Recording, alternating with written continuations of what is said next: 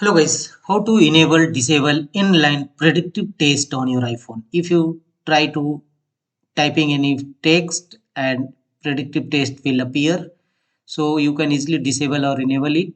Type anything on your iPhone through keyboard. What is your name? And you see automatically predictive text will appear. Go back and type automatic text will appear. Then how can you disable this inline predictive test and how to enable this inline predictive test on your iPhone? Tap on settings of your iPhone, tap on general, tap on keyboard, and here you will find the option predictive test. If you want to disable it, turn the toggle button off. Now if you type, no any predictive test will appear on your iPhone screen.